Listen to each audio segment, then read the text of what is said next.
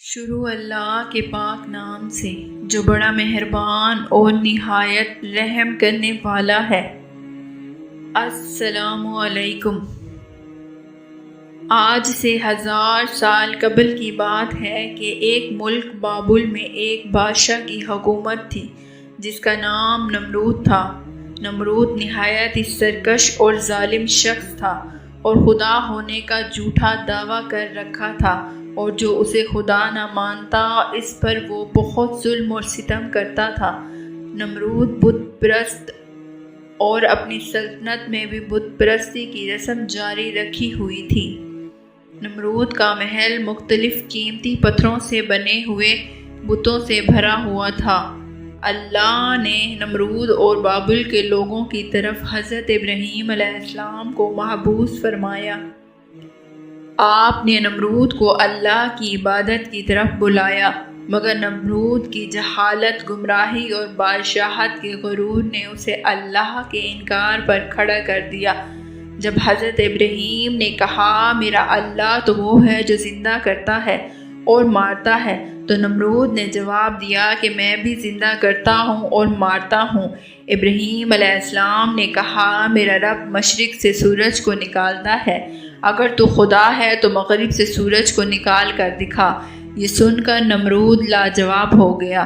اس نے غصے سے یہ حکم دیا کہ ابراہیم علیہ السلام کو بطور سزا آگ میں ڈال دیا جائے۔ لہٰذا بابل کے ایک خاص مقام پر لوگوں نے لکڑیاں جمع کرنی شروع کر دی۔ جب لکڑیاں جمع ہوئی تو نمرود کے حکم سے اس کے کارکن نے لکڑیوں میں آگ لگا دی، جس کی حرارت ایسی تھی کہ کوئی بھی اس کے قریب نہ جا پاتا تھا۔ جب حضرت ابراہیم علیہ السلام کو اس جلتی ہوئی آگ میں پھینکا گیا، اللہ کے حکم سے وہ آگ ٹھنڈی ہو گئی۔ جب نمرود کو علم ہوا کہ آگ ابراہیم علیہ السلام کا کچھ نہیں بگاڑ سکی تو اس نے آپ کو آزاد کر دیا۔ مگر نمرود اور اہل بابل نے اس معجزے کے بعد بھی اللہ اور اس کے سچے پیغمبر پر ایمان نہ لائے۔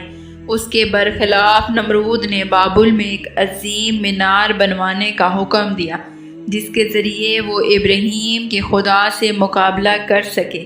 اس نے مزدوروں کو یہ حکم دیا کہ اس مینار کو اتنی بلندی تک تعمیر کیا جائے کہ بادلوں تک پہنچ جائے، تاکہ وہ آسمان کے خدا سے جنگ کر سکے، اس کی سلطنت کو بھی فتح کر لے۔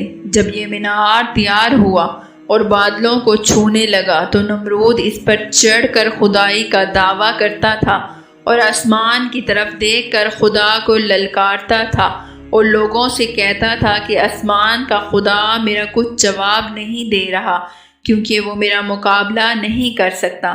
لہٰذا یہ دیکھ کر نمرود کو پوجنے والوں کی تعداد میں بہت تیزی سے اضافہ ہو رہا تھا، اور جوک در جوک لوگ اس کے آگے سجدہ ریز ہوا کرتے تھے۔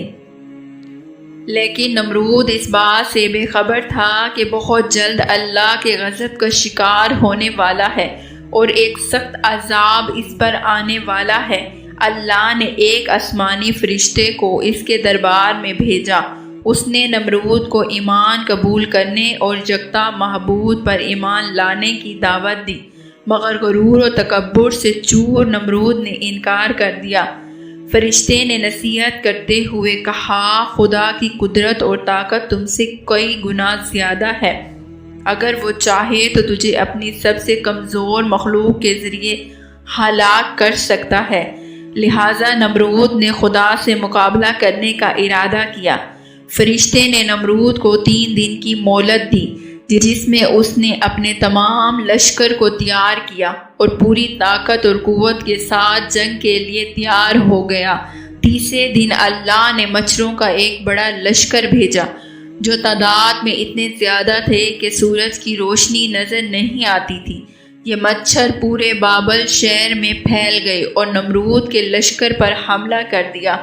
مچھروں نے لشکر کے سپاہیوں کے خون چوس کے اور گوشت چاٹ لیے، اور لوگوں کی صرف ہڈیاں باقی رہ گئی۔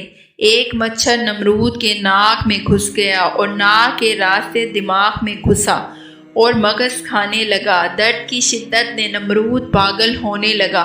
اس نے اپنی تکلیف ختم کرنے کے لیے اپنے سپاہی کو سر پہ ڈنڈے اور پتھر مارنے کو کہا۔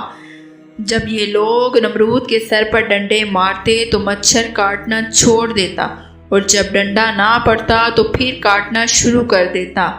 حالت اتنی غیر ہو گئی کہ جو شخص بھی نمرود کے دربار میں آتا وہ اسے اپنے سر پر جوتے مارنے کو کہتا۔